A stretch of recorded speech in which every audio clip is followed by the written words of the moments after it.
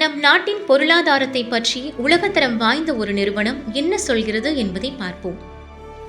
Moody's ratings என்பது big 3 credit rating agency என அறியப்படும் உலகின் சக்தி வாய்ந்த 3 ரேட்டிங்ஸ் அமைப்புகளில் ஒன்றாகும். இந்த 3 நிறுவனங்களும் Moody's ratings, S&P global ratings and Fitch ratings சொல்வதை உலகமே உன்னிப்பாக கவனிக்கும். மூடிஸ் ரேட்டிங்ஸ் நிறுவனம் இந்தியாவின் பொருளாதார நிலையை ஆய்வு செய்து மார்ச் 31, 2026 அன்று ஒரு முக்கிய அறிக்கையை வெளியிட்டுள்ளது. இந்தியாவின் கிரெடிட் ரேட்டிங்ஸ். ஒரு மாணவருக்கு ரேங்க் கார்டு கொடுப்பது போல ஒரு நாட்டிற்கு இந்த நிறுவனங்கள் ரேட்டிங் கொடுக்கும். தற்போதைய ரேட்டிங் இந்தியாவிற்கு Baa3 என்ற அந்தஸ்தை வழங்கியுள்ளது. AAA ரேட்டிங் என்பது மிக சிறந்தது. Baa3 ரேட்டிங் என்பது பாதுகாப்பானது. Caa ரேட்டிங் என்பது ஆபத்தானது. C ரேட்டிங் என்பது மிக மோசமானது. இது நிலையானது என அறிவித்துள்ளது. அதாவது இந்தியாவின் பொருளாதாரம் இப்போதைக்கு உறுதியாக உள்ளது என்று அர்த்தம். பொருளாதார வளர்ச்சி. இந்தியா மிக வேகமாக வளர்ந்து வந்தாலும் உலகச் சூழலால் வளர்ச்சி சற்றே குறைய வாய்ப்புள்ளதாக மூடிஸ் கணித்துள்ளது.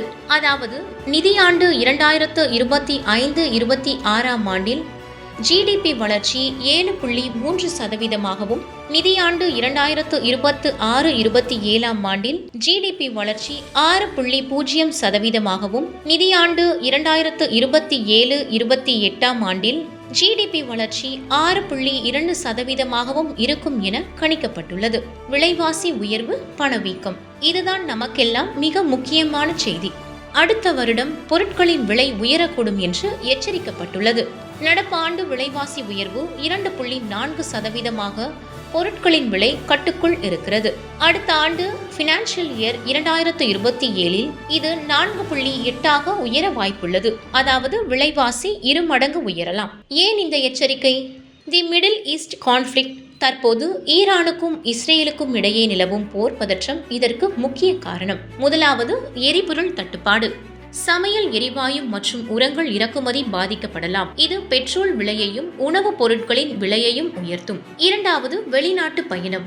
வெளிநாடுகளில் வேலை செய்யும் இந்தியர்கள் அனுப்பும் பணத்தில் 40% மத்திய கிழக்கு நாடுகளில் இருந்துதான் வருகிறது. அங்கு போர் நடந்தால் நம் நாட்டுக்கு வரும் அந்த பணம் குறையும். இந்தியாவின் பலம் மற்றும் பலவீனம். நமது பலம் டிஜிட்டலைசேஷன், டிஜிட்டல் மயம். நாம் பயன்படுத்தும் UPI மற்றும் ஆன்லைன் சேவைகள் பொருளாதாரத்தை பலப்படுத்துகின்றன. இன்ஃப்ராஸ்ட்ரக்சர், உள்கட்டமைப்பு. புதிய சாலைகள் மற்றும் பாலங்கள் கட்டுவது வளர்ச்சிக்கு உதவுகிறது. நமது பலவீனம் கடன். அதன் ஜிடிபியில் 80%க்கும் அதிகமாக உள்ளது. இது ஒரு கவலைக்குரிய விஷயம்.